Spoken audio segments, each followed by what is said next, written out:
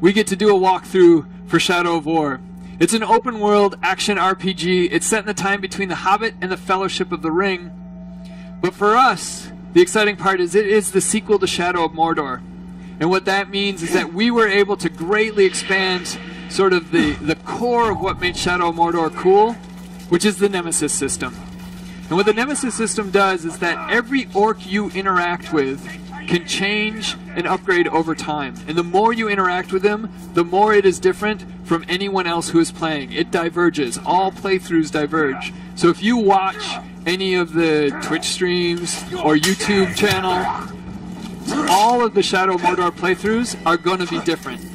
And what we've done is upgraded some skills. A little brutal. Only dropped some Miriam. Nice.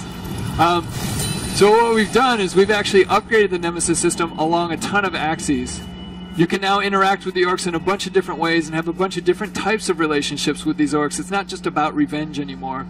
But more importantly, your actions with these orcs can now affect the environment. So let's jump into the beating heart of the Nemesis system, the army screen. Oh, and this is full up. Look at this. Alright, so this is the army screen. The guys at the bottom with the blue skulls on their head, that's your army. We'll get to those guys in a second. Our goal today is going to be try to take down Mozu the Plan Maker. That dude is currently making plans with some, like, what is he doing with those fist things? This is great. He's making plans on how to get his hands out of those gauntlets. So Mozu is the overlord for this region, and he has built up a ton of defenses for this fortress to try to stop us and other orcs from taking it over. And a main part of his defenses are these war chiefs. And these war chiefs, there's 3 of them. Each come with their own set of bodyguards. And in Shadow of Mordor, these guys were bosses. And we got to take down 3 of them. And that dude has been burned horrifically on the side of the face and only has 1 eye. This is great. Alright, so we have to take down 3 of these guys, which in the old game was going to be really hard by ourselves, but luckily we've got a power upgrade, and that means we have a new ring. And that new ring has allowed us to amass an army.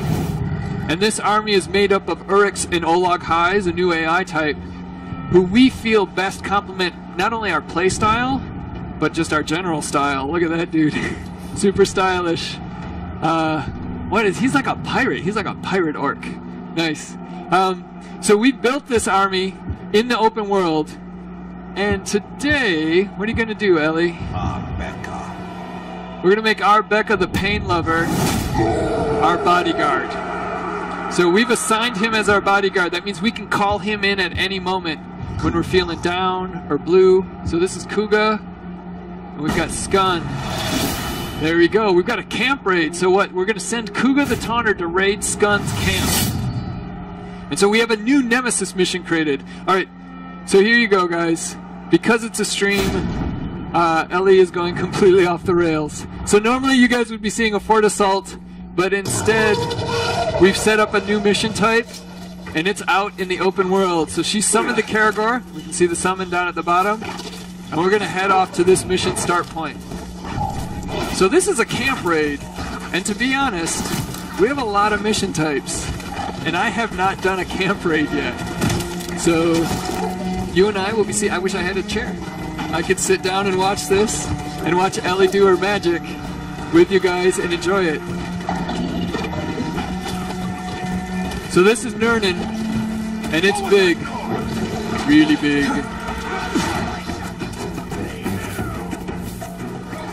So there's the mission start. So Kuga is going to try to take on Skun the Dead. And he's going to try to raid his camp. And I think we're going to help him. Don't any of you globes start lopping off each other's arms because you're bored. We've got a job to do tomorrow. There's Kuga. Oh, and he's got some dudes with him. Don't take them down too quickly.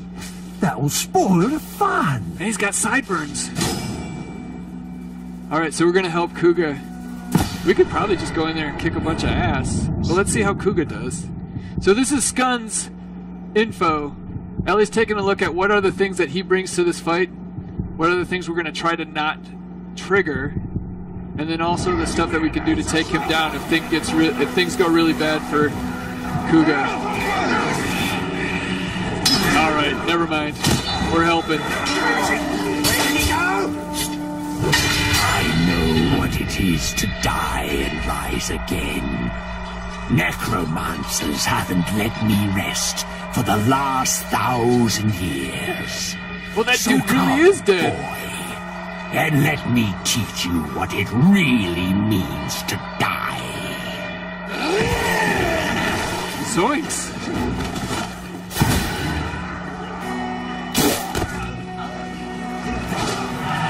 And there's our bodyguard. Why not? It's a bunch of Caragors. This is epic. I don't think Skun is really going to have much of a chance, to be honest.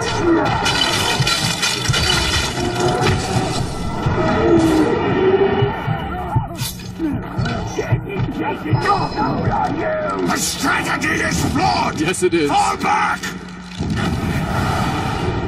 So, excellent. So he abandoned his cap, which means Kuga has gained 5 levels and Skun has fled. We've gained some XP, and Hogrish the Enraged was killed. What was Hogrish? Who knows? Random orcs.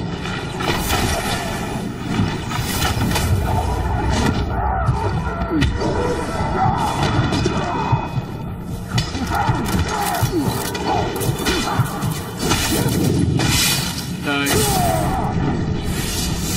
Oh, and he's epic. So by killing him, whoa, what was he dropping? Somebody was dropping bombs. Was that him?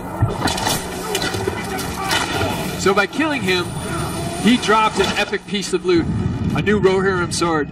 So one of the things we've done in Shadow of War is we've added a total gear and upgrade system for that each of these orcs, when they die, they'll drop some loot, and that loot is based not only on their level, but also their interaction with you. So if you can send a death threat to an orc, or if you can throw them on missions, they'll remember that, and their loot will be a little bit higher.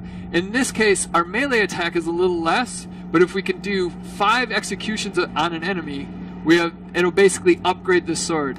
Plus it's all gold and it looks cool. I think there was some other loot that was dropped. One of our guys, your bodyguard, died.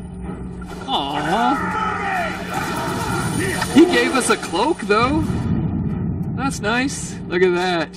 We have a Numenorian cloak by Arbecca the Pain Lover. And again, because this one is epic or rare or higher, and it's epic, it also has an unlocked challenge. Plus it's black. Or brownish. Blackish brown. Alright. So we finished that. We're going to fast travel. Are we going to head back to the Fortress Assault? Alright, cool.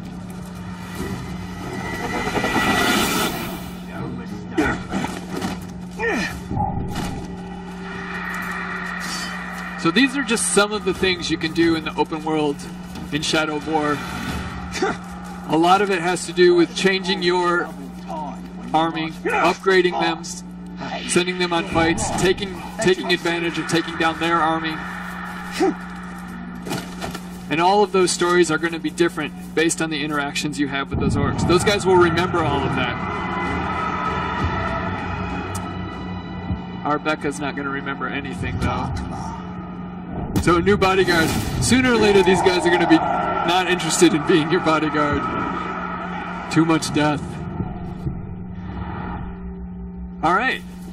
So let's start the Fortress Assault.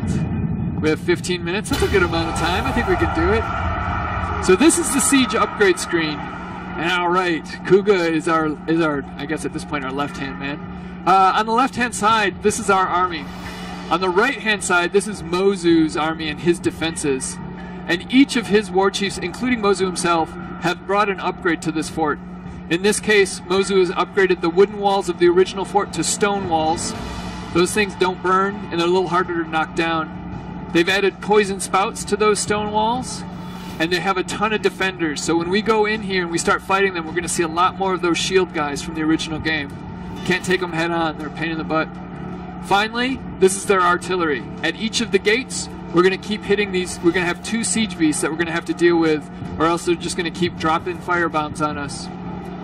On our side, though, we have our war chiefs, and we have 1 open slot. And luckily, we've got an extra war chief who can drop into it. So this is Khan the Glutton, and with him he's going to bring, what is he going to bring? Wild Drake. So a Wild Drake, it's wild, it does a ton of damage to whatever it wants. Apparently it picks up Ologs, which I didn't know, but we saw on last stream, which is pretty good. We're going to bring poisonous siege beasts. We're going to bring hunters in to try to deal with their shield guys, so our army's going to be a lot more hunters. And finally we're going to bring sappers, and their sappers' goals in life is literally to run at something and blow up.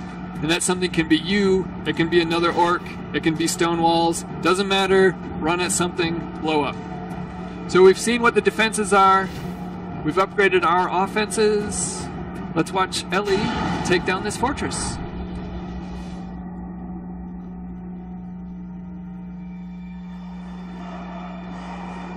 There's the gluttonous.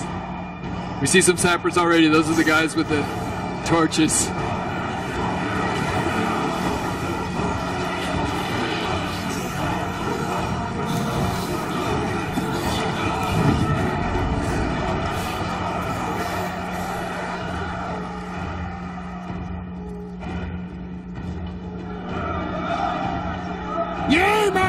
Lucky at Gostor, but this fort's a different story. Now, I'll give you directions to an easier conquest, but I think it's simpler if I just kill you. Soon you'll see the error you've made.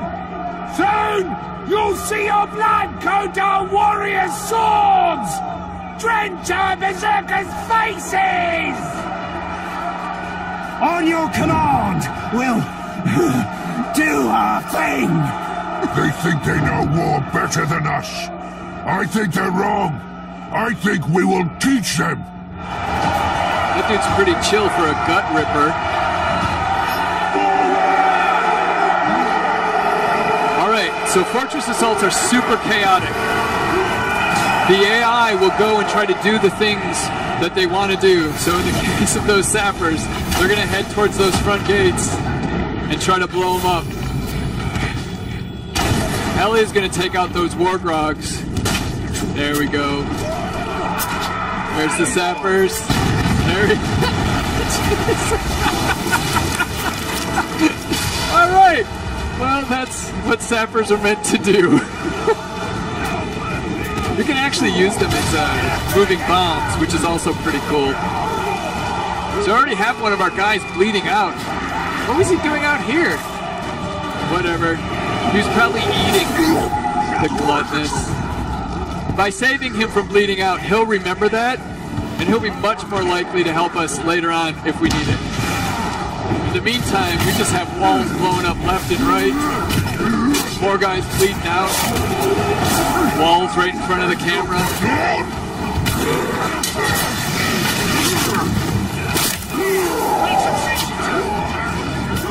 But our war chiefs have really taken over this victory point. That's great. Done. Once again, the game playing itself. So we've taken the first victory point. We need to take 3 here. So our army is now moving on to the next victory point and trying to mop up as they go. A quick transition for one of the enemy orcs to our side, plus a health boost using the ring's power to dominate and drain.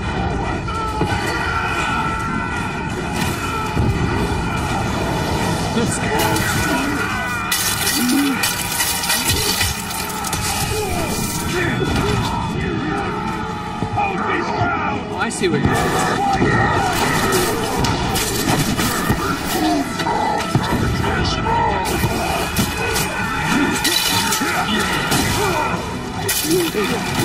Like I said, a lot more of those defenders. To win the battle or the war.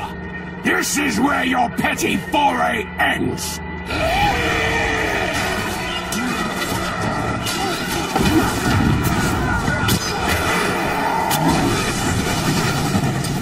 Fireproof. That did not do as much damage as we would have thought. Like I said, our war chiefs and captains, we've got a bunch of them. They are really taking over these victory points. They're going to move on to the next one while we kick the shit out of that guy. Nope.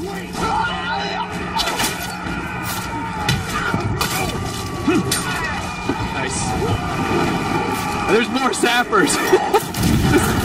Sure.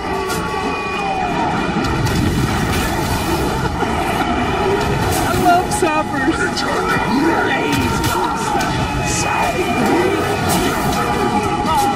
They've reached the courtyard! Slaughter them there!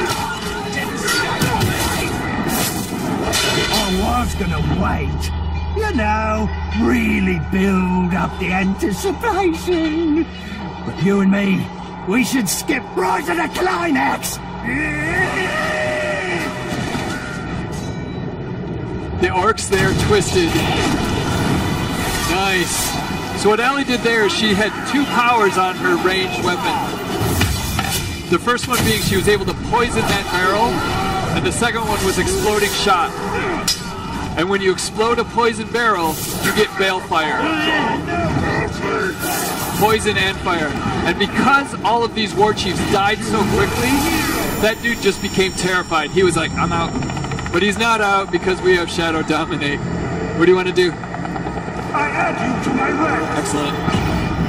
We have greatly expanded our army's ranks in this fortress assault. And it's glorious. Oh, we got another bleeding out guy. Against the beasts of Mordor! I think we've saved this guy twice now.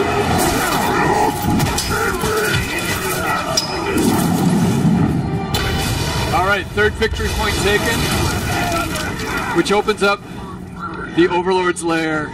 Let's save this guy. I require aid! Or we could just leave him to bleed out. I owe you my life. Yes, you do. Alright, so the Overlord's lair. Each of these guys have made their way up through the ranks of the Nemesis system, and in doing that they've had a ton of interaction with both Talion and other orcs. And that interaction has changed who they are. Both their strengths, their weaknesses, sometimes their tribe. And what that means is that every time you have an Overlord fight, it's going to be different. In Twitch, you can tell me how different this one is from the last one, because this dude is going to be different. So none of those useless doogs could stop you. I suppose I'll have to kill you myself. Brave words for someone hiding from battle. So he is a poisonous warmonger assassin. 1, he's got an awesome skirt. 2, he's going to be throwing poison spears at us. 3, he's got feathers. It's already different. Alright, so we're going to get some info on him. He's flammable, of course, because he's got feathers.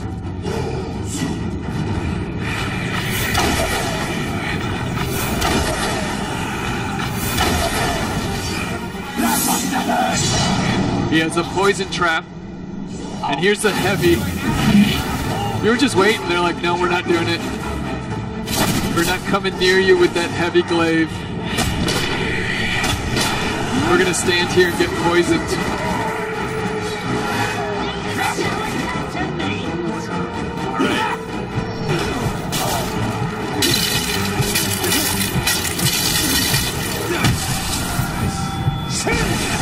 Nice.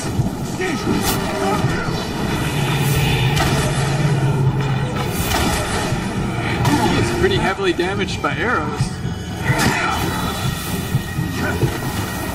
Poison. So poison's going to do some damage over time.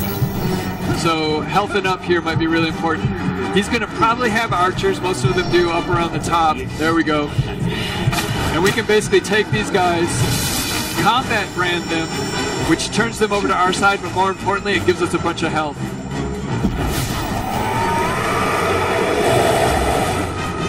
Excellent. Take the fight back downstairs.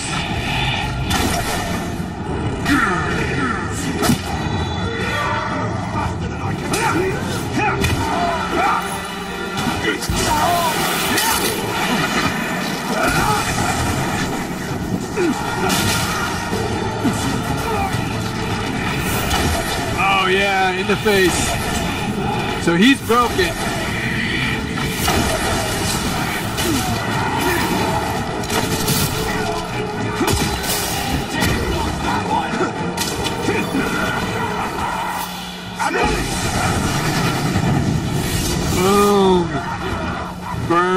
to death because he is flammable. That was awesome. So we have taken out the war chief. And this fortress is now ours. With our brown cloak. It's nice. We fought and suffered, Stylish. but still we stand. There is a new power in Mordor. You! In the days ahead, we will fight other battles and claim other fortresses. But starting today, Mordor belongs to you! Mordor belongs to the Bright Lord! So this fortress is now ours. And by capturing the fortress, we have taken this portion of Mordor from Sauron. This region is now blue. It belongs to the Bright Lord.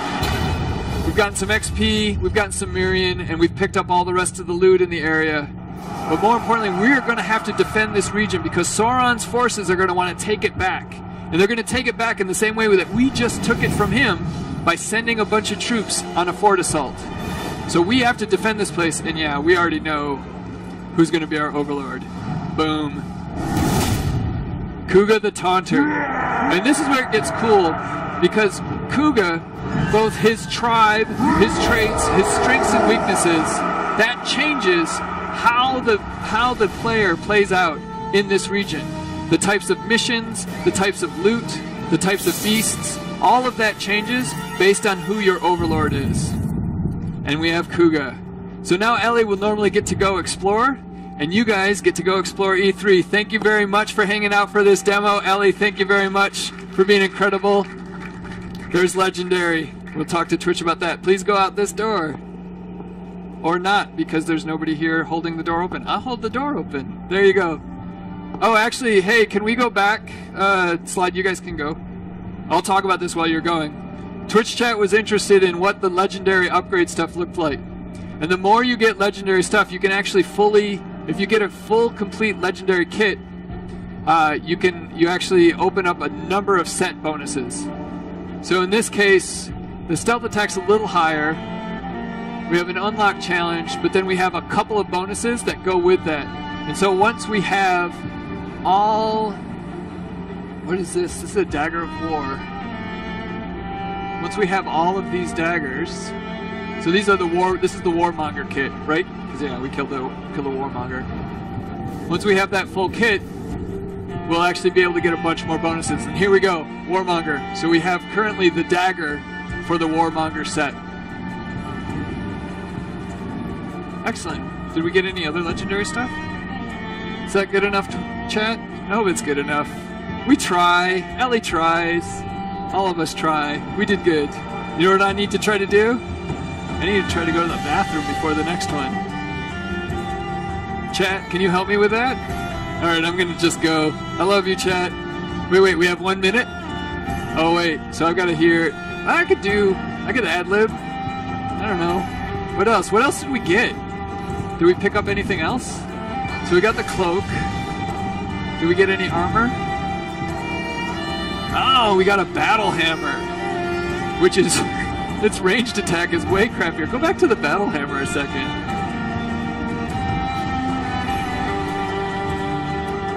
Headshot an enemy who is on fire. And then you have a 36% chance that a headshot lights enemies on fire. Alright, that would actually be worth the minus 25, I think. What do you think, Twitch? Is that worth it? Are we done? We're going? What was that? Oh, okay. Still going. That's cool. Twitch, you'll have to tell us if it's actually worth less of a ranged attack to do that, fella. Ellie doesn't think so.